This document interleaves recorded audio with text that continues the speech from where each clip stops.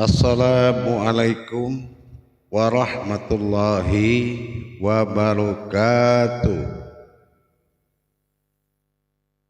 Alhamdulillah, alhamdulillahi rabbil alamin. Assalatu wassalamu ala asrafil anbiya'i wal mursalin Sayyidina wa maulana Muhammadin. Asyhadu an la ilaha illallah kul malikul haqqul mubin wa asyhadu anna Muhammadan abduhu wa rasuluhu was-sadiqul wa'dal amin.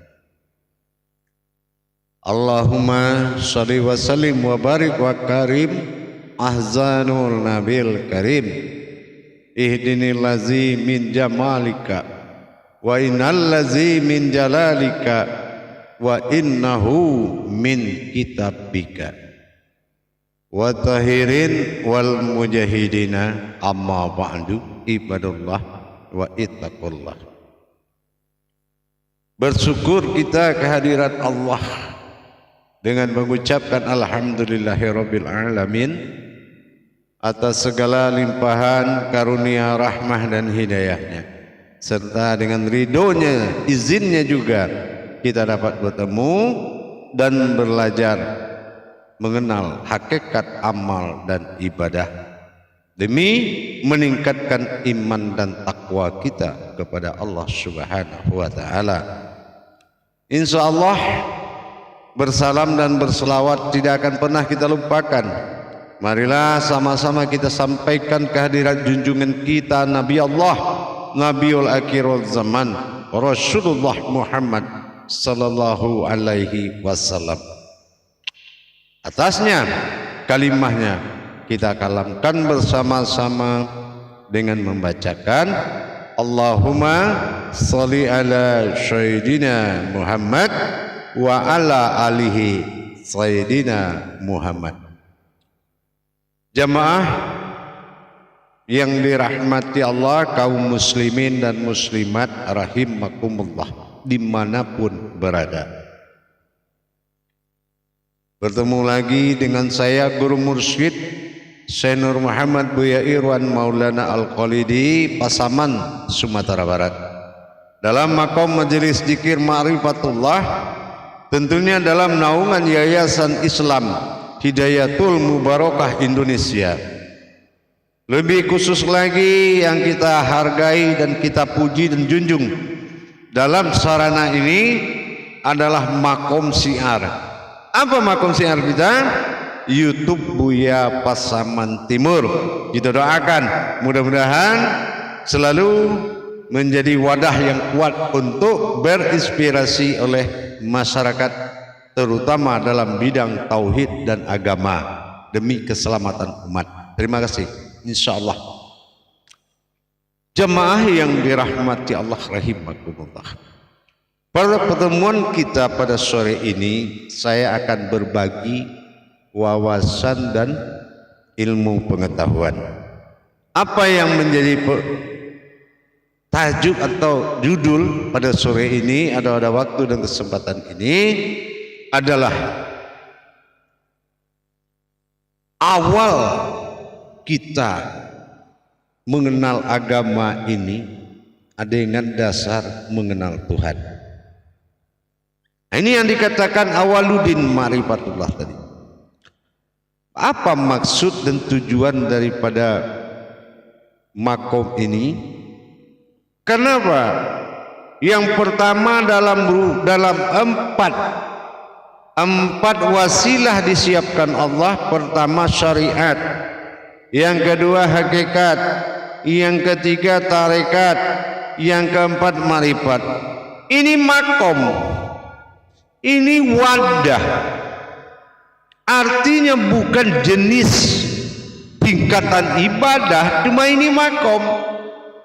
Nah ya, kalau orang yang paham cara menggunakan, maka dia akan lebih beruntung. Tapi kalau dia memisah-misahkan, ini dia mengalami masa rugi yang sangat besar. Syariat ini yang utama. kita akan lihat kemana perginya arah dari syariat. Nah, Rasulullah bilang, wa syariatun hulul hakikatun. Setiap syariat itu menuju hakikat dan berasal dari hakikat. Nah, kita lihat mana batasan syariat di dalam 4 perkara tadi. Nah, kalau ini kita tidak melihat batasannya, inilah yang membuat rancunya atau rusaknya pemahaman kepada Allah. Kenapa? Batasan inilah tujuan awal dan tujuan akhir daripada syariat ini kita tidak paham, maka kita akan menunaikan ibadah bukan lillahi ta'ala, tapi lillahi wa ta'ah, karena waktu, bukan karena Allah.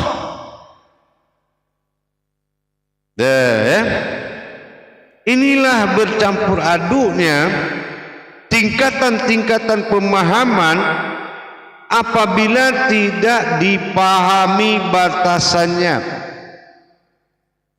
Kita ambil suatu kajian tentang ibadah dan amaliyahnya. Mana batasan syariat? Awaluddin ma'rifatullah. Itu batasan syariat. Yaitu awal agama, awaluddin, din itu Islam. Awal Islam mengenal Allah. Bagaimana caranya kita mengenal Allah sementara kita itu awal agama? Itu dia. Posisi di dalam menempatkan kesaksian di dalam berijab qabul tentang tauhid, yaitu tauhid tingkat pertama namanya syariat. Apa yang diambil hikmahnya tentang ketuhanan di saat kita membaca tauhid. Ini yang pertama. Apakah kita hanya membaca tanpa tidak memikirkan yang mendengar? Apakah kita bagian dari yang membaca atau kita mewakili sesuatu untuk membaca? Ini bagaimana status keumatan di dalam membaca syahadat? Ini sangatlah penting sekali. Kenapa orang Islam tidak baca syahadat? Karena syahadat yang ditetapkan dalam Islam adalah kodrat. Jadi kodrat yang dimaksud adalah di dalam Islam syahadat ini kalimatul haq, yaitu kalimat yang dilebur menjadi kodrat. Nah, kalau ada orang Islam belum bisa menjadikan Muhammad Rasulullah kalimatul haq, belum dia bisa melihat kodrat, lebur ayat menjadi kodrat, maka syahadat dirinya ini akan tidak sempurna. Karena dia tidak boleh membaca, tetapi dia harus melebur ayat menjadi kodrat. Ini yang dinamakan kalimatul haq. Kalimat itu menjadi kodrat, bukan tetap pada ayat. Ini khusus umat Islam. Tapi yang tidak umat Islam, dia harus membaca syahadat di dalam pensaksian. Pensaksian di sini apa? Apakah yang membaca aku bersaksi? Tidak mungkin. Dia aja belum tahu agama, belum tahu kajian, belum tahu ulasan. Tapi kenapa dia mengkaji? Bersaksi berarti ada yang mendengar. Siapa yang mendengar? Nah, ini kita harus pastikan. Tapi kalau umat Islam, dia harus melebur ayat menjadi kauli. Ya, kauli lebur jadi munajat, munajat lebur jadi ma'rifat. Dia harus tahu bagaimana memproses ayat syahadat menjadi, yaitu kodrat yang disebut kalimatul haq. Terus gimana caranya, Bu ya? Bingunglah kita. Kalau kita nggak bisa melebur ayat, bagaimana? Kan Allah sudah bilang sebelum kamu berucap, bertasbih, afdalul zikri fa'alam annahu Afdalnya zikirmu setelah fa'alam anahu, setelah kenal dengan aku, mengenalku. Ya. Nah, inilah persoalan pertama, benar dan kebenaran perlakuan amaliyah atau syariat. Ini kenapa? Karena kita orang yang dilahirkan tidak baca syahadat, tapi diazankan dan diikhomatkan. Berpulang baru dituntut mana syahadat itu. Khusus istimewa, diberikan waktu kesempatan orang Islam dari lahir tidak asyhadu an la, tidak Allahu akbar, ada yang beron Allahu akbar, la ilaha illallah. Tapi syahadat pintu gerbang awal kamu menjadi kodratnya Allah di saat kembali alif kepada alif. Makanya ditunggu dalam masa sakaratul maut. Ini menjadi persoalan. 24 kalam yang berlaku dalam 24 jam. Ini awaluddin ma'rifatullah. Awal agama mengenal Allah. Rukun Islam yang pertama adalah syahadat. Ini harus benar-benar dituntaskan keberadaan dirimu dan Tuhan yang dibaiat dalam kalimat Allah dan Muhammad Rasulullah. Ini adalah Baitullah. Diberikan Islam, dihalalkan, ada kodrat bernama Allah, ada yang bersifat Tuhan, ada kodrat bernama Muhammad yang bersifat umat. Ini kalau enggak ketemu di dalam perbuatan perintah ibadah, syahadatmu bukan artinya menyatukan. Syahadat artinya menyatu, tapi bagi yang tidak mampu, tidak paham, bagi syahadatnya belum menyatu menjadi alif, belum ada lambang Tuhan di situ. Yang terakhir, lihat titik akhir dari mengenal Allah ini apa. Ini yang dikatakan dalam kajian, kesempurnaan kodrat Allah pada diri kita dalam bersyariat itu adalah keputusan, keyakinan, tauhid yang nyata. Artinya tauhid adalah syahadat. Syahadat ini menyatu. Syahadah langsung ahad menjadi satu. Nah, bagaimana kita menyatukan yang di Baitullah dibaiat oleh Allah dalam kalam la ilaha illallah, kalimat Baitullah, dan Muhammad Rasulullah menyatu di dalam wujud yang menghadap kepada yang menjadikannya. Ini ya, Allah yang dijadikan, ada Allah yang menjadikan. Ini contohnya Allahu hu Allah. Nah, ini kodratnya. Mana keakuan Tuhan pada Allah yang disembah, mana keakuan Tuhan pada dirinya yang menyembah. Ini juga akan kita pahami, karena fungsi Allah itu ada dua. Rabbil alamin, Tuhan dari sekalian alam. Ilahinas, Tuhan bagi diri. Berdirilah Tuhan bagi diri, barulah disembah oleh sekalian alam. Ini Allahu dan Allahu hu Allah. Jadi harus dipahami, dipelajari.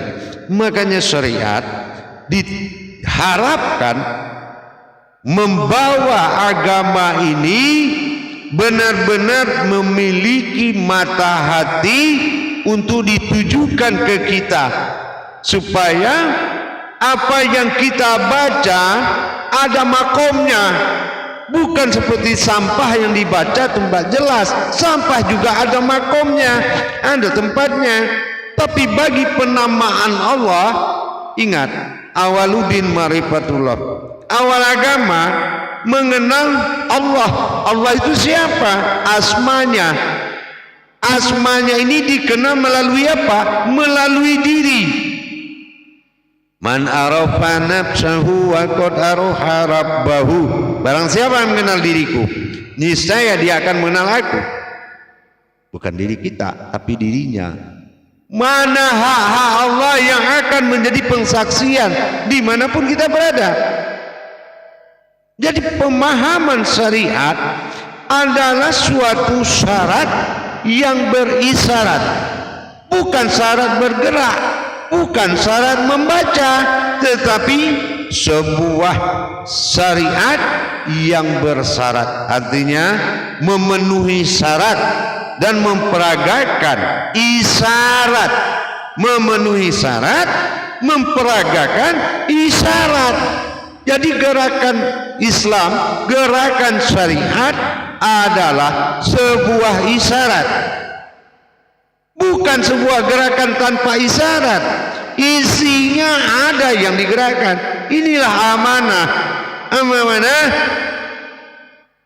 qabla mutu anta mutu, rasakan dan jalankan mati sebelum mati.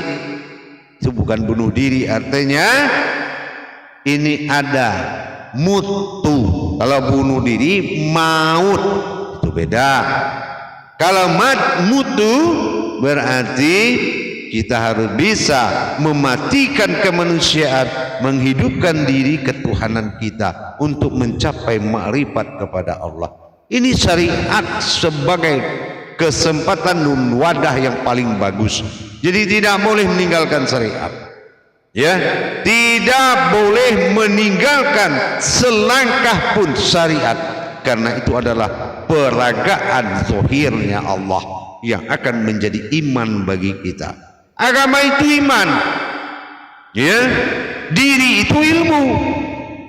Nah, kita contohkan, ada Al-Quran mengatakan ruku dan sujudlah engkau, tapi tidak ada Al-Quran mengatakan berdiri dan duduklah engkau. Ini awal dan akhir. Sementara Allah bersifat awal. Allah fil awalul, wallahi fil akhirun. Aku juga yang awal, aku juga yang akhir. Nah, ini dua perkara. Berdiri pada awal zahir, berdiri yang kedua setelah ruku itu batin. Tidak ada pembahasan di situ. Yang agama berdiri dan sujud. Ada nggak ajaran sholat dari berdiri awal langsung kita mencapai titik sempurna? Tidak bisa. Ada perjalanan yang mengatur. Atau adakah berdiri tanpa ruku awal? Tidak mungkin ada tanpa melalui ibadah. Jadi aku beribadah dan bersujud kepada Allah. Alif lam mim, itu dia. Kalau kita syariat pergi ke fikih, fikih itu apa? Kalau kita pahami ada ibadah dalam syariat atau amaliyah, fikih ini dalam bahasa Al-Quran Arab al-faqah. Al-faqah, faqah itu paham. Artinya peraturan batasan syariat harus paham apa yang dia kerjakan. Harus dia paham apa yang dia kerjakan. Bukan boleh tidak, bukan peraturan boleh tidak. Fikih itu al-faqah. Faqah itu paham, mengerti maksudnya, apa makna-makna yang terkandung dalam gerakan. Makanya sholat menjadi fardu ain, fardu wajib ain menyaksikan. Kalau kita nggak paham, nggak ada yang disaksikan, disitulah setan dan iblis akan menjadi dan mengisi pandangan kosongmu. Karena apa? Karena kamu menghadapi Tuhan yang kosong. Nah, dengan demikian mulai kita tingkatkan belajarnya, ya. Dihimbau kepada jemaah kita yang bersyariat, jangan kamu kehilangan rukun dalam rakaat. Rukun adalah fiil, yaitu makna yang terkandung, sementara rakaat adalah af'al, af'al yang bergerak. Jadi jangan sampai pandanganmu tidak bertemu yang menggerakkanmu. Nah, ya, kalau yang bergerak ini kullu nafsin za'iqatul maut, dia hidup dan akhirnya dia mati. Ini yang digerakkan, yang diibadahkan, yang menggerakkan. Nah, jadi jangan sampai sholatmu dipimpin mayat, ya. Nah, dipimpin mayat namanya itu karena kamu bersandar kepada jasad ruh, ya. Ingat, jasad akan meninggal, ruh akan meninggalkan jasad, dan akhirnya yang akan menjadi imammu adalah jasad. Ini nilai sholatnya sangat merugi. Kenapa? Ini batasan. Makanya dikatakan awaludin marifatullah. Batasan syariat itu hakikatnya Allah itu pada diri dia, ya. Jadi dia tidak boleh beribadah kemana-mana, tapi dia beribadah kepada kodratnya Allah. Itu yang amaliyah, itu yang syariat, ya. Makanya kita berdoa, ya Allah, meskipun aku tidak mampu melihatmu ya Allah, tapi aku yakin Engkau pasti melihatku ya Allah. Tetapi jangan kosong. Kenapa kita berdoa begitu? Karena kita tidak mampu melihat titipan Allah yang diamanahkan, yaitu kodrat yang ada di dalam syariat. Gagal. Kalau nggak, mana nilai ibadahnya? Karena syariat memisahkan hak dan yang batil. Ini siapa yang kita buang, siapa yang akan kita hadapi, dilipat tangan siapa yang mati. Itu dikatakan wassalu amalahu qabla mutu anta mutu. Benar-benar kita tahu mana yang terbuang, mana yang hidup, mana yang ada dan mana yang mati. Di mana yang mati disimpan, di mana yang hidup berdiri. Itu harus benar-benar nyata. Kenapa? Menghadap jasad kepada Ka'bah sama-sama kodrat. Tapi ingat, gugur Ka'bah, gugur jasad, berdiri rohani dalam Baitullah. Ini yang dikatakan qabla mutu anta mutu, mematikan diri sebelum mati.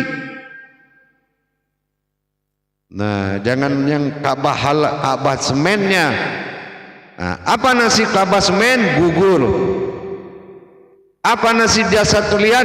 Mati. Siapa yang tinggal kalau dua gugur?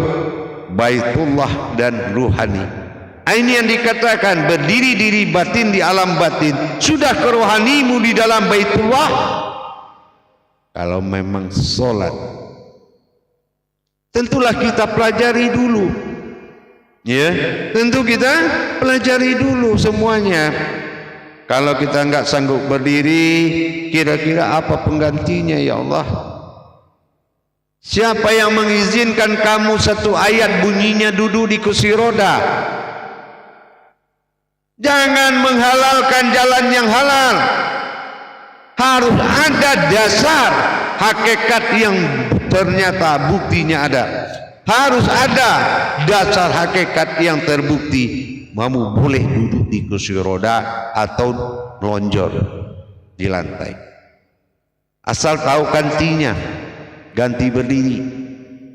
Kalau lidah kita keluh nggak bisa baca ayat, apa pengganti ayat?